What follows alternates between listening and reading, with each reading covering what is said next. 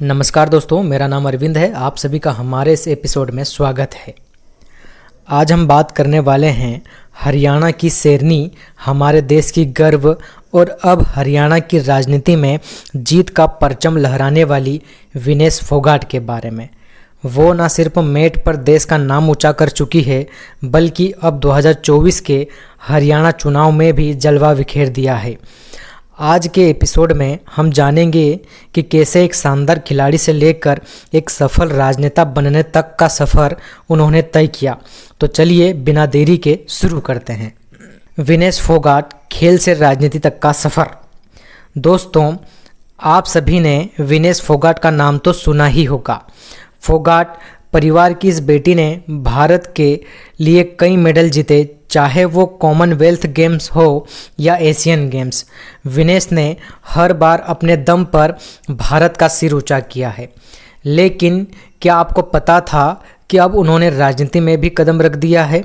जी हाँ, इस बार के हरियाणा चुनाव में उन्होंने अपने क्षेत्र जुलाना से कांग्रेस के टिकट पर चुनाव लड़ा और जीत भी गई। सोचिए, एक खिलाड़ी जो देश के लिए मेट पर लड़ाई लड़ता है, अब उसी साहस के साथ जनता के लिए काम करने को तैयार है। क्या यही नहीं दिखाता कि वो कितनी प्रेरणादायक है? जुलाना में विनेश का चुनाव अभियान। अब जरा सोचिए, एक तरफ विनेश फोगाट की खेल की लोकप्रियता और दूसरी तरफ चुनाव का मैदान। जब उन्होंने जुलाना से कांग्रेस के टिकट पर चुनाव लड़ने का फैसला किया तो पूरे क्षेत्र में एक नई ऊर्जा आ गई। उनका चुनाव अभियान बहुत ही जोरदार था। किसानों के मुद्दे, युवाओं के रोजगार और महिलाओं की सुरक्षा पर उनका जोर साफ था। जब वो अपने समर्थकों के बीच जाती थी तो वो सिर्फ नेता नहीं बल्कि एक संघर्षशील बेटी और बहन के रूप में दिखती थी, और यही कनेक्शन उनकी सबसे बड़ी ताकत बना। बीजेपी और विनेश के बीच कड़ी टक्कर। लेकिन दोस्तों, ये चुनाव आसान नहीं था। उनके सामने थे बीजेपी के कद्दावर नेता योगेश कुमार, जो पहले से ही एक मजबूत आधार बना चुके थे। जुलाना सीट पर हमेशा से ही बीजेपी का दबदबा रहा, लेकिन विनेश ने अपनी सादगी और संघर्ष की कहानी से जनता का दिल जीत लिया। लोगों ने सिर्फ एक खिलाड़ी के रूप में नहीं बल्कि एक जुझारू नेता के रूप में उन्हें अपनाया, और जैसे जैसे वोटों की गिनती आगे बढ़ी, विनेश की बढ़त भी साफ दिखने लगी। विनेश की ऐतिहासिक जीत, और फिर वो पल आया जिसका सबको इंतजार था। विनेश फोगाट ने 6015 वोटों के भारी अंतर से बीजेपी के योगेश कुमार को हराकर जुलाना सीट पर जीत दर्ज की। ये जीत सिर्फ एक सीट पर कब्जा नहीं था, बल्कि ये एक संदेश था कि हरियाणा की जनता अब नए चेहरे और नई सोच की तरफ बढ़ना चाहती है। इस जीत ने साबित किया कि जब जनता किसी पर विश्वास करती है तो वो चाहे खिलाड़ी हो या नेता, वो जीत जरूर हासिल करता है। हरियाणा और विनेश की जीत का महत्व। दोस्तों, विनेश फोगाट की ये जीत हरियाणा के लिए बहुत खास है। हरियाणा की राजनीति में अब तक पारंपरिक नेता हावी रहते थे, लेकिन अब एक खिलाड़ी की जीत ने सबको चौंकाया है।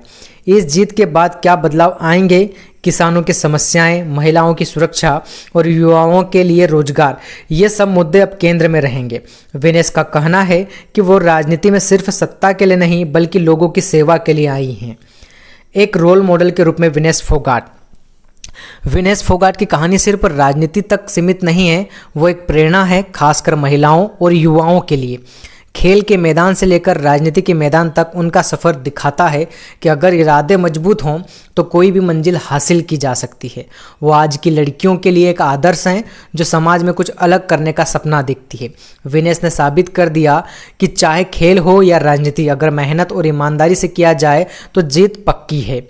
आगे का रास्ता क्या कर सकती है विनेश? अब सवाल ये उठता है कि विनेश फोगाट के सामने आगे की क्या चुनौतियां होगी? जुलाना के लोगों ने आगे का रास्ता क्या कर सकती है विनेश? अब सवाल यह उठता है कि विनेश फोगाट के सामने आगे क्या चुनौतियां होंगी? जुलाना के लोगों ने उनसे बहुत उम्मीदें बांधी है। क्या वो अपने वादे पूरे कर पाएंगी, और क्या वो हरियाणा की राजनीति में लंबे समय तक अपनी छाप छोड़ पाएंगी? जिन मुद्दों पर उन्होंने चुनाव लड़ा, जैसे किसान, युवा और महिला सुरक्षा, वो उन पर क्या ठोस कदम उठाएगी, ये देखना दिलचस्प होगा कि वो एक सफल नेता के रूप में कैसे उभरती है। तो दोस्तों, ये थी विनेश फोगाट की जीत की कहानी। एक खिलाड़ी से लेकर एक नेता बनने तक का सफ़र। ये कहानी सिर्फ एक जीत की नहीं बल्कि प्रेरणा की है। क्या आपको लगता है कि विनेश हरियाणा की राजनीति में बड़ा बदलाव ला पाएंगी? क्या वो अपने क्षेत्र के लोगों की उम्मीदों पर खरा उतरेंगी? अपने विचार हमें कमेंट में ज़रूर बताएं। अगर आपको ये वीडियो पसंद आई हो तो लाइक करें, शेयर करें, सब्सक्राइब करें। धन्यवाद। मिलते हैं अगले वीडियो में, तब तक के लिए नमस्कार, जय हिंद।